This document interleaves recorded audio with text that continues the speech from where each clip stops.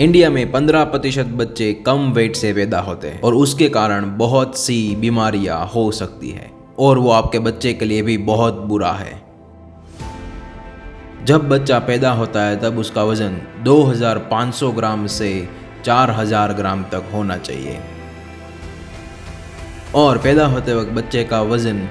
2500 ग्राम से कम है तो वो वज़न कम माना जाता है और वो होने के कई सारे कारण हो सकते हैं, जैसे कि ट्विन प्रेगनेंसी के जिसमें 2 बच्चे एक साथ पैदा होते हैं, मदर का प्रेगनेंसी के दौरान अल्कोहल और स्मोकिंग करना और गर्भ में जो प्लेसेंटा होती है वो बच्चे से अलग हो जाना। ये कारणों की वजह से बच्चे का वज़न कम हो सकता है और वज़न कम होने के कारण बहुत सारे फ्यूचर में बच्चे को प्रॉब्लम हो सकती है, जैसे कि बच्चे को हाइपोथर्मिया नाम का प्रॉब्लम हो सकता है कि जिसमें बच्चा ठंडा पड़ जाता है, क्योंकि जब हम बच्चे होते हैं तब हमारे शरीर में 2 टाइप के फैट होते हैं। एक होता है वाइट एडिपोज फैट एंड एक होता है ब्राउन एडिपोज टिश्यू। जो वाइट है वो हमारे शरीर में इंसुलेशन की तरह काम करता है कि वो हमारे शरीर की गर्मी बाहर छूटने नहीं देता है, और ब्राउन फैट है वो हमारे शरीर में हीट जनरेट करता है कि उसकी वजह से हमारे शरीर में गर्मी पैदा होती है और वज़न कम होने के कारण ये दोनों की मात्राएं हमारे शरीर में कम होती है। कम वज़न वाले बच्चे में हाइपोग्लाइसीमिया नाम का प्रॉब्लम भी हो सकता है कि जिसमें बच्चा अपने आप ग्लूकोज का प्रोडक्शन नहीं कर पाता और उसको डिपेंड रहना पड़ता है मदर पे। जब बच्चा पैदा होता है तब माता और बच्चे का जो कनेक्शन होता है वो छूट जाता है और उसकी वजह से बच्चे में हाइपोग्लाइसीमिया नाम की प्रॉब्लम होती है कि जिसमें बच्चे में ग्लूकोज का लेवल बहुत ही कम हो जाता है और उसकी वजह से जो नॉर्मल ऑर्गन्स डेवलप होने चाहिए वो डेवलप होते नहीं हैं। उसके बाद बच्चे में बिलीरुबिन का भी प्रॉब्लम हो सकता है, बच्चे पीले पड़ जाते हैं। बच्चों में सांस लेने की भी दिक्कत आ सकती है क्योंकि जब हम माता के गर्भ में होते हैं तब बच्चे सांस लेते नहीं हैं और जब बच्चे बाहर आते हैं तब उसको सांस लेने की आवश्यकता पड़ती है, और जब बच्चे में वज़न कम हो तब उसके फेफड़े में सर्फेक्टेंट नाम का एक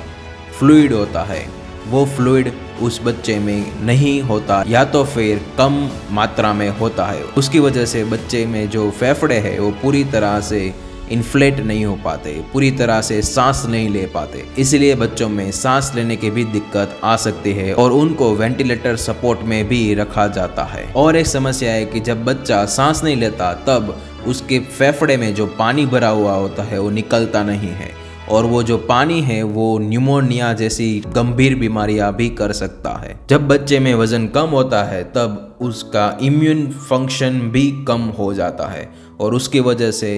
बहुत सारी बीमारियां हो सकती हैं। जब बच्चे में वज़न कम होता है तब हमारे शरीर में जो रेड ब्लड सेल है जिसको हम रक्तकण कहते हैं वो ज़्यादा प्रमाण में हो जाते हैं, क्योंकि जब बच्चे में सांस ठीक से नहीं आ रही वो सांस का सिग्नल हमारे ब्लड को मिलता है और ब्लड में आरबीसीज की पॉपुलेशन बढ़ जाती है और उसकी वजह से बच्चे में सांस लेने की दिक्कत कम आती है। ये हमारी बॉडी का खुद का मैकेनिज़्म है और इसकी वजह से ब्लड में आरबीसीज बढ़ जाते हैं और वो आरबीसीज ज़्यादा ग्लूकोज यूज़ करते हैं और वो जो हमारा पहला रीज़न बताया था कि ग्लूकोज कम हो जाना उसको ज़्यादा बढ़ाता है। और जब ये आरबीसीज टूटते हैं और वो आरबीसीज में से बिलीरुबिन निकलता है और वो बिलीरुबिन सेम प्रॉब्लम क्रिएट करता है कि वो बच्चे को पीला बना देता है। अगर हम बच्चे के पाचन तंत्र देखें तो उसको जीआई सिस्टम भी कहा जाता है और उसमें जो इंटेस्टाइन है जिसको हम आंत्र कहते हैं वो आंत्र की दीवार में हवा भर जाती है और उसके कारण जो आंत्र के जो टिश्यू है वो मर जाते हैं और उसके कारण बहुत बड़ी समस्याएं हो सकती है।